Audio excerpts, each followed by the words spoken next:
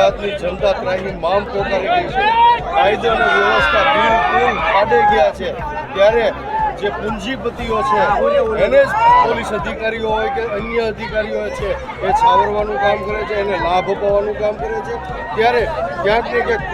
કોળી સમાજ, ઠાકોર સમાજ અને અન્ય પછાત સમાજ ઉપર અવારનવાર ક્યાંક ને ક્યાંક છાસવારે અન્યાય અને અત્યાચાર થતા હોય છતાં પોલીસ જ્યારે રક્ષક જ ભક્ષક બનતી હોય એ પ્રમાણે આ પોલીસની કાર્યવાહી છે। ત્યારે બગદાણાની જે ઘટના નવનીતભાઈ ઉપર ઘટી એમાં ખાસ કરીને આજે મારે હર્ષ સંઘવીને કહેવું છે કે જ્યારે મોટી મોટી ફાંકા ફોજદારી કરો છો, સ્ટેજ ઉપરથી મોટી મોટી વાતો કરો છો કે કાયદામાં રહેશો તો ફાયદામાં રહેશો, કોઈ પણ જમરબંધીને છોડવામાં નહીં આવે, કાયદો કાયદાનું કામ કરશે, તો ત્યારે મારે આજે હર્ષ સંઘવીને કહેવું છે કે આ બગદાણાની અંદર, આ બગદાણાની ઘટનાની અંદર તમારી જ સરકારનો મંત્રી જીતુ વાઘાણી આ અસામાજિક તત્વોને, આ હુમલાખોરોને છાવરવા માટે એણે આ અધિકારીઓ SP હોય, IG હોય અને 3 જે PI અને DYSP છે એ લોકોને કંઈક ને કંઈક સૂચનાઓ આપી અને આ કેસને ડાયવર્ટ કરવા માટે અને આ ગુનેગારોને બચાવવા માટે આ જીતુ વાઘાણીએ જ્યારે રસ લીધો છે અને જ્યારે એને ભૂમિકા ભજવી છે, ત્યારે આવનારા દિવસોમાં પણ કોળી સમાજ 2027માં પશ્ચિમ વિધાનસભામાં જીતુ વાઘાણીને જડબાતોડ જવાબ આપવાનો છે અને કોળી સમાજ ખાસ કરીને જીતુ વાઘાણીની સામે મોરે મોરો આવી જાવ। સભા યોજાઈ હતી, પરંતુ શું નિર્ણય લેવાયો?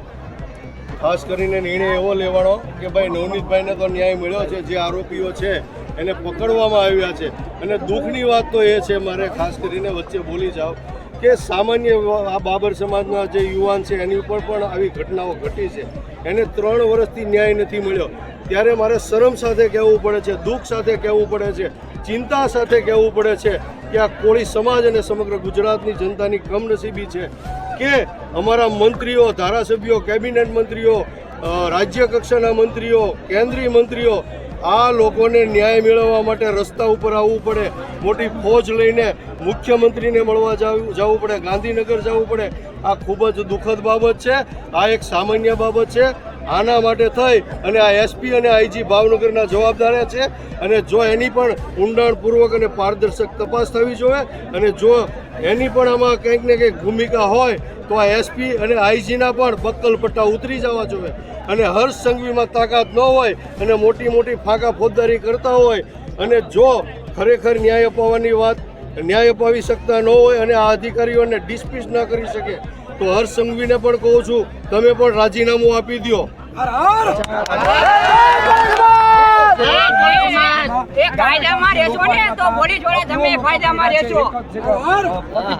તેની સાથે અમે વાત કરી, તેણે કીધું કે અમે સાવરકુંડલા અમરેલી પંથકમાંથી બાઇક ઉપર આવ્યા છીએ, પરંતુ કોળી સમાજના તો અનેક નેતાઓ છે, અનેક ધારાસભ્યો છે, સાંસદ સભ્ય નીમુબેન બાંભણિયા છે, લોકો કરોડો રૂપિયાની ગાડીમાં ફરતા હોય છે, બાઇક ઉપર જો લોકો આવતા હોય તો કોઈ નેતાઓ કે ધારાસભ્યો કે સંસદ સભ્યો કોઈ પણ પક્ષના હોય, શા માટે અહીંયા દેખાણા નથી? બહુ સારો સવાલ પૂછ્યો આપે યશપાલભાઈ, અને ખાસ કરીને હું આ મુદ્દે કહેવા માંગીશ કે ક્યાં ગઈ તમારી કોળી સમાજ પ્રત્યેની સંવેદના? સ્ટેજ ઉપરથી અમારા કોળી સમાજના નેતાઓ મોટી મોટી ડાયલોગબાજી કરે છે, મોટા મોટા ફાંકા ફોજદારી કરે છે, મોટી મોટી વાતો કરીને અમારા કોળી સમાજના ગરીબ અને અશિક્ષિત લોકોને ભોળવવાનું કામ કરે છે, એનું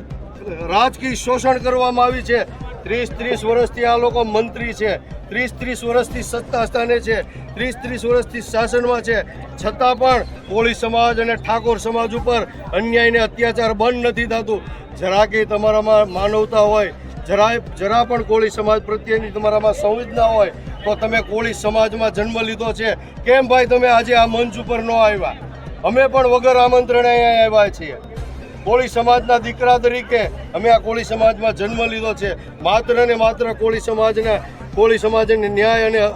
હક અને અધિકાર અપાવવા માટે અમે લોકો અહીંયા ન્યાય યાત્રામાં આવ્યા। બીજું કે ભૂતકાળની અંદર ગુજરાતની અંદર પોલીસ દ્વારા આજે લાઠી હોય, પછી ઊંચા નીચા કોટડા હોય, જસદણ હોય, પછી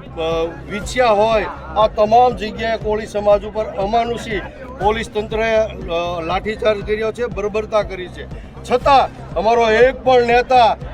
એક નિવેદન પણ નથી કર્યું, અને કોળી સમાજ અત્યારે પણ જેલના ધક્કા ખાય છે, 10 વર્ષથી કેસો ચાલે છે, એમાં પણ જેલના કોર્ટના ધક્કા ખાય છે. આ એક કોળી સમાજની કમનસીબી છે. ત્યારે મારે કોળી સમાજના જે સત્તામાં બેઠેલા નેતાઓ છે એને આજે આ મંચ ઉપરથી હું કહેવા માગું છું, આ કોળી સમાજ ભોળો છે. તમને અહીંયા સત્તા સ્થાને બેઠાડ્યા છે, મંત્રી બનાવ્યા છે, કેબિનેટ મંત્રી બનાવ્યા છે, અને ભવિષ્યમાં તમારામાંથી જ કોઈ પણને મુખ્ય મંત્રી બનાવવાના પણ સપનાઓ જોવે છે. ત્યારે તમે આ કોળી સમાજ સાથે ગદ્દારી ન કરી શકો. તમારે પણ આજે આ સભામાં આવવું જોઈએ કોળી સમાજના દીકરા તરીકે. અને બી રહી વાત તમારી પાર્ટીની, તો જો કોળી સમાજને ન્યાય ન મળે અને કોળી સમાજ અને અન્યાયને અત્યાચાર થાય તો તમારામાં તેવડ હોવી જોઈએ કે તમારો આ ખેસ ઉતારી અને ફેંકી દેવો જોઈએ, એને રાજીનામા ધરી દેવા જોઈએ.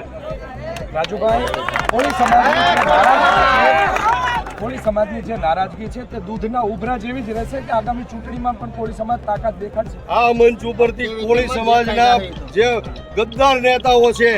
એના ગુણગાન ગાવામાં આવે છે, એનો હું સખત વિરોધ કરું છું. ગુણગાન અહીંયા ગાવામાં આવે છે તો તમે અહીંયા કેમ અહીંયા લાવી ન શીખે એને?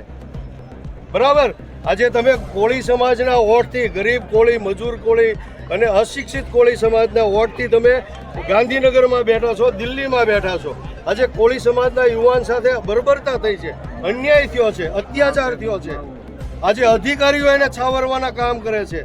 વાડ જ ચીપડા ગળે છે. કેમ ભાઈ તમારા મોઢામાંથી શબ્દ નથી આવતો કે આ તમામ અધિકારીઓને ઘર ભેગા કરો, એસપીને ઘર ભેગો કરો, આઈજીને ઘર ભેગો કરો? અહીંયા કાંઈ એની જરૂર નથી. અહીંયા જો એસપીને આઈજી બેઠા હોય છતાંય કોળી સમાજના નેતાઓને મોટો કાફલો લઈને, મોટી ફોજ લઈને ને આ બધો દેખાડો કરવા માટે ગાંધીનગર જવું પડતું હોય અને 30 દિવસ સુધી ન્યાય ન મળે તો હું કામની આ સત્તા, હું કામના આ નેતાઓ? હવે આ કોળી સમાજને જાગી જવાની જરૂર છે અને હવે જાગૃત થવાની જરૂર છે. રેસના ઘોડા અને લગ્નના ઘોડાને ઓળખી જવાની જરૂર છે. કોળી સમાજ